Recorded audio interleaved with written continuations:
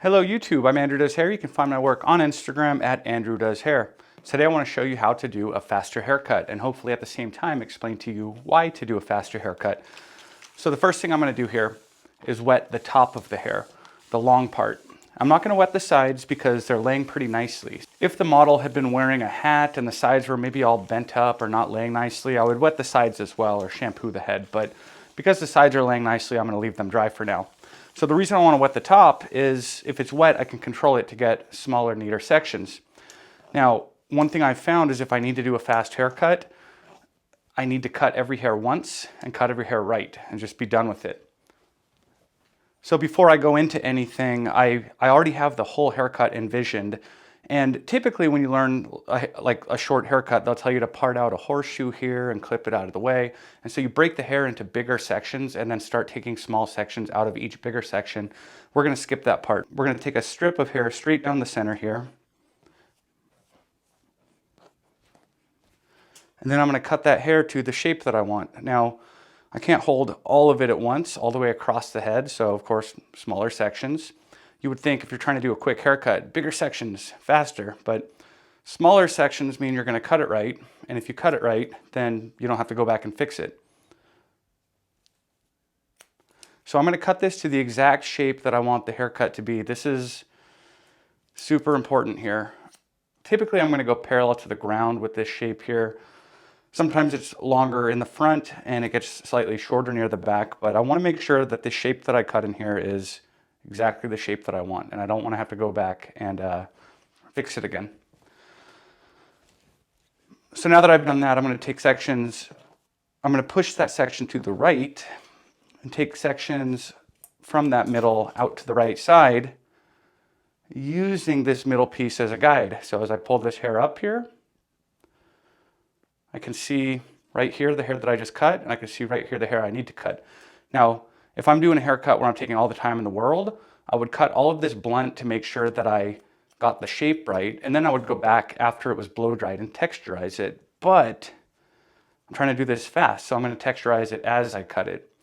Now, this is something that is easier to do well after you've done a lot of hair cutting. All of this is really the neater sections, the texturize as you go instead of afterward. That all gets easier after you've done this a lot. So doing a faster haircut really should be a goal after doing a better haircut. After you're good at doing a better haircut and you're confident with how well you can cut hair, then you can work on doing it faster. Because, you know, if you're just randomly point cutting this and you're not great at point cutting yet, sure, it'll be faster, but it might not look right. So above all, number one most important thing if you're trying to do a fast haircut is your client cannot know. Sometimes for fun, I'll go look at Yelp reviews of salons and barbershops just to see what clients think. And the number one most common review that I see is that the barber rushed their haircut. So even if you are trying to do a fast haircut, you cannot let the client know that. And one of the things I like about all these techniques I'm going to show you is the client doesn't know I'm rushing. The client doesn't know that by not clipping up the top and cutting the sides first, I'm saving time, but it saves a lot of time. So now that I've finished the right side, I'm going to pull that center section to the left and do the same thing on the left side. Now, if typically on the left side of the head, their hair tends to grow forward a little bit. So what I'm going to do is put the hair into that kind of natural fall here, and my sections are going to kind of follow the natural growth pattern there. This is because if there's any deviation in my cut, if I'm not cutting perfectly here, the angle of my sections will kind of disguise imperfections a little bit more. It'll make it look more like texture instead of like a crooked haircut. To where if I took perfectly straight sections leading back, sometimes you'll see it lay in a way where it's like, oh, that's not right.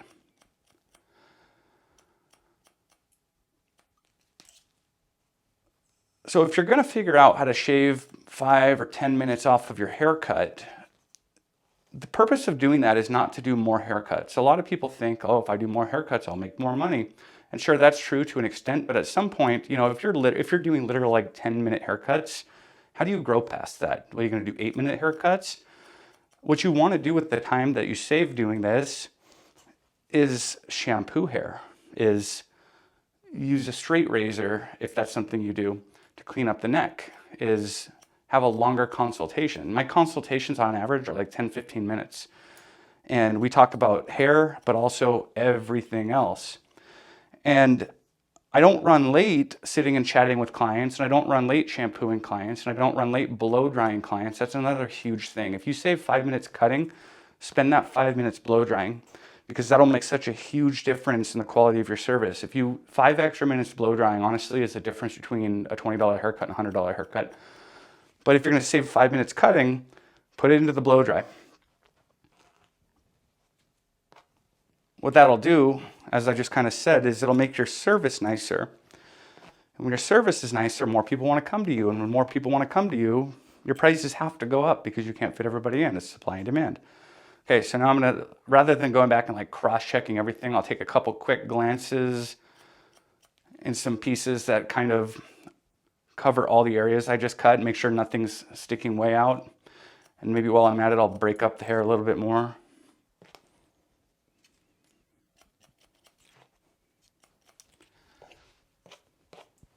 So now the top is done. It is cut. I don't need to clip it out of my way because I'm going to blend it into the sides. If I was doing some sort of an undercut, at this point I would find the part that I want disconnected and clip that out of my way to begin working on the sides. But because everything's going to blend, I'm just going to move on to the sides now. So if I was going to leave the sides of this haircut on the long side so they could kind of sweep back, I would typically at this point start taking sections here and cutting the sides down. But I'm going to do the sides a little bit shorter, so I'm not going to do that. But the name of the game here, as I said earlier, cut every hair once. I'm going to start cutting at the top here, and I'm going to cut downward, and I'm not going to move from this transition area until it's done. And then I'm not going to go down from the transition area to like taper it out until this is done too. So at this point, I'm basically done with my scissors. I'm not going to use them again. So I'm going to set them down, and I'm not going to pick them up again. That's a huge thing that I found while trying to do a faster haircut, is if I'm swapping tools, you know, even if it takes, just now it took me 4 seconds to set down my scissors and pick up my blow dryer. If I do that 10 times in a haircut, that's 40 seconds. If you're doing 30-minute haircuts, that's, 40 seconds is almost a minute. It adds up. By the end of the day, it's some time. So when you use a tool, you do everything you need to do with that tool, and then you don't touch it again. So what I'm going to do right now is blow dry the hair. This is why I didn't wet the sides earlier, because I don't want to have to dry everything and polish it. The sides are already dry. They just need to be polished a little bit. But what I'm going to try to do here is get everything really smooth and flat, because the more uniformly it lays, the less effort I have to put into cutting it. So I'm going to use a flat wrapping technique here. I'm not going to go into too much detail about how I'm doing it. I'll put a link in the description to a couple videos about flat wrapping. I'll probably actually do this part fast forwarded so we can kind of get through it.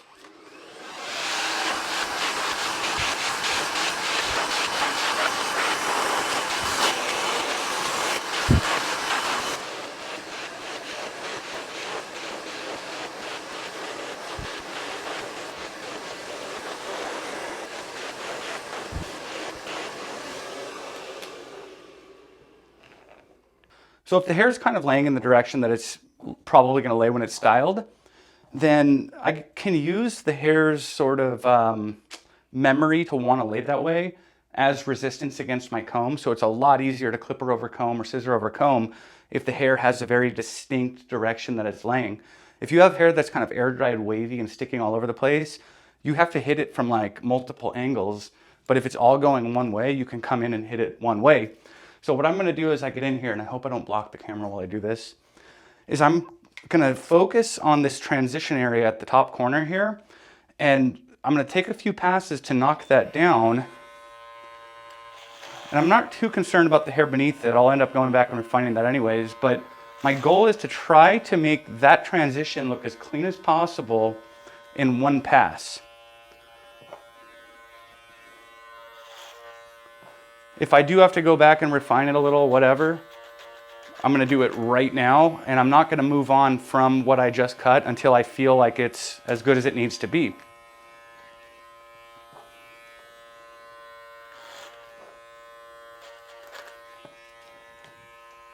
So in the salon, I would be standing still and I'd be turning my chair, only I wouldn't have to stop and grab a knob like I'm doing with this head here. I would sort of turn it as I go. actually with my hip or my knee, I'd be bumping the chair to turn it.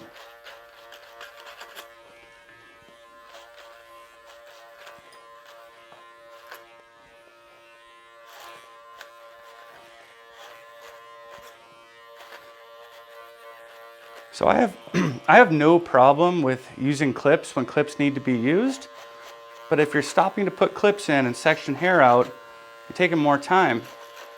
And I'm trying to do a faster haircut here. So you'll notice that I didn't use a single clip in this entire haircut. As soon as something's cut, I work below it, and then I don't touch that hair again.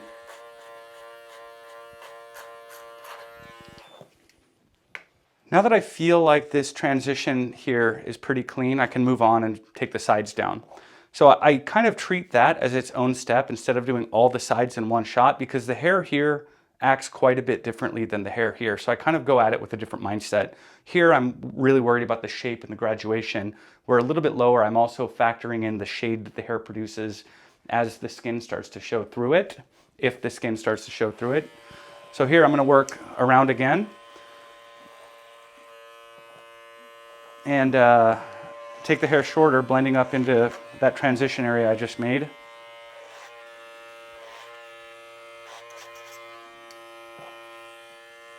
This is easier to do on a real person where I can bend the ear out of my way.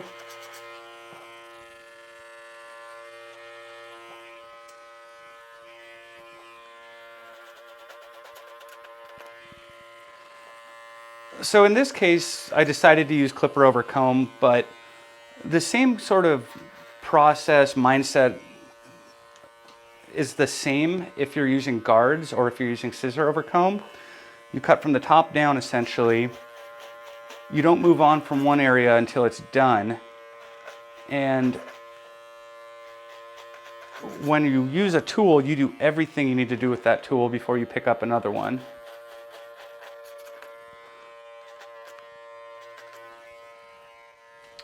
This probably looks atrocious in this lighting, but it's not refined yet.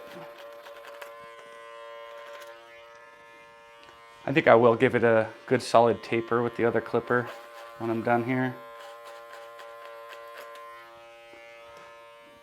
This back area was already pretty short. I didn't have a lot to take off.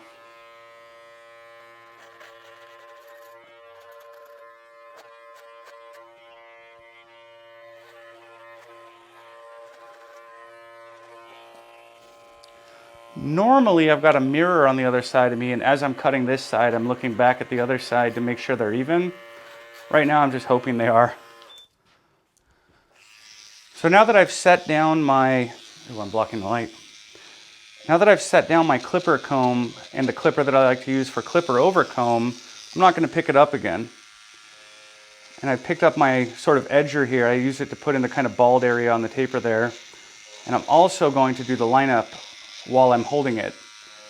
Because as I've said a few times now, once I grab a tool, I want to do everything I need to do with that tool before I set it down. And then I don't want to pick it up again.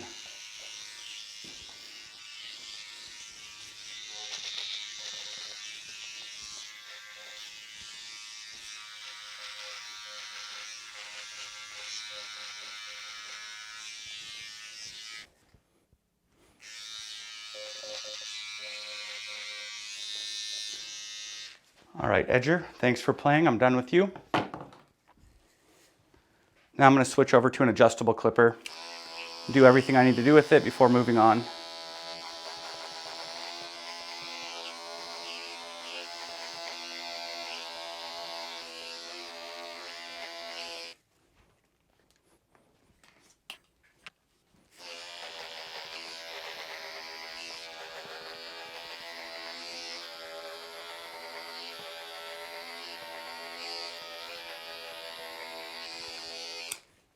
Even before I stop to pick up a guard, I'm going to do everything I need with no guard before I use a guard. And then I'm going to use each guard all the way around the head before I put it away. Just because I don't want to be taking off and putting on guards, I want to put on a guard one time, use it, be done with it, and move on. And all these little things, I mean, you might be watching this going, how does that make a haircut faster? But try it. Do all of them. Do it a few times and you'll start to see. You'll definitely start to notice that it really adds up. I mean, you do the math on it. I'd say 10 minutes a haircut I've started saving by doing all these things. And I do most of these things for most haircuts, starting on the top and using every tool until I'm done with it. I do that with most haircuts. And the reason I do it is because I spend a long time on the consultation and I shampoo anybody that needs to be shampooed. And it took me 6 or 7 minutes to blow dry this head. I do that with every client. Some people it takes 10, 15 minutes to blow dry. But the idea of doing a faster haircut to me doesn't mean not blow drying it because, oh, it's faster to not blow dry the hair. The hair just looks way better if you take the time to blow dry it. What I want to cut corners on are the things that the client will never notice. Things like not using clips because I'm cutting the hair in a way that I don't need to section it out as carefully.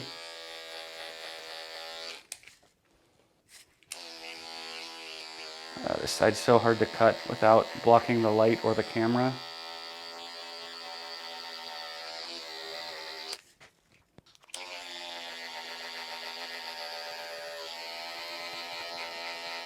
So the goal might be to cut every hair once and be done with it, but holy crap, I'm not perfect. I always have to go back and refine. But I want to make sure that I'm going to refine in, I guess, at the right time to make it not take as long as it needs to. Like I've already got this clipper out and some guards out, and I normally never use a 2-guard, but right now that's going to be the fastest way to correct some of this imperfections that I got on the sides here. The client doesn't know it, it just feels like part of the taper. They don't know I'm fixing something.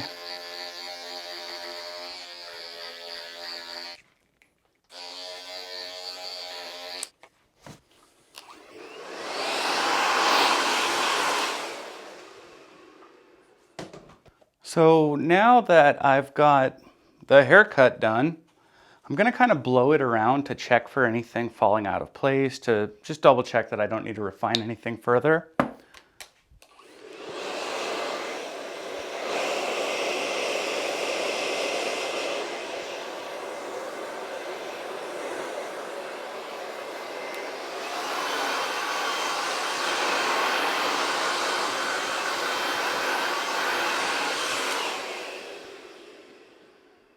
And since everything seems to be cooperating and doing about what I want it to do, now I can kind of fine tune the style. So I'm going to come in here and add some volume to the front, a little hot air at the root.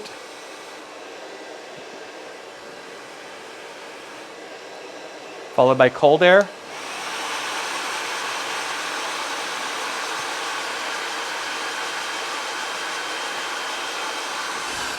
Just to get some volume up in there. Whoa, too much volume. Human head doesn't work that easily, but wow, that's some volume.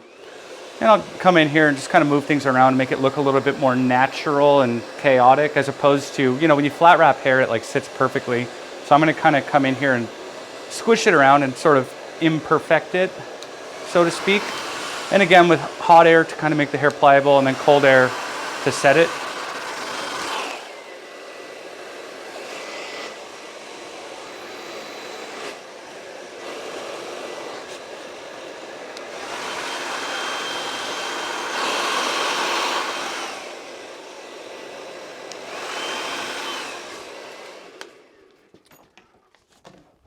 All right, before I finish this, I'm going to move my lighting around and do some kind of glamour lighting here so you can see the cut better. I would have done the whole cut with the lighting more like this, to where you can kind of see what's happening down here. I got a reflector below, see, to sort of show what's happening under the haircut. But the way the key light is sitting right now is blinding me, so that's why I had it off to the side. So anyways, that's our haircut. I don't know how long it actually took. So if I got this done in, I don't know, 20 minutes, 25 minutes, I would spend the rest of the hour, the other 35, 40 minutes, having a longer consultation, getting to know the client better. I would spend the time shampooing hair if need be. I would spend the time, teaching the client how to style their hair. Like, holy crap, that is huge. Instead of just styling it, I would do a whole lecture like I'm doing for you guys right now about how the blow dryer works. And because it doesn't take me the whole hour to do the haircut, I have the time to do that sort of thing. And then at this point, as I'm finishing the style, I would say something like, so do you have any questions about your hair? I say that with every client. Do you have any questions about your hair? And most of the time they do. They go, okay, well, I was looking at this hairdryer. What do you think about this one? Or, you know, open up the dialogue with the spare time that you save by doing a faster haircut.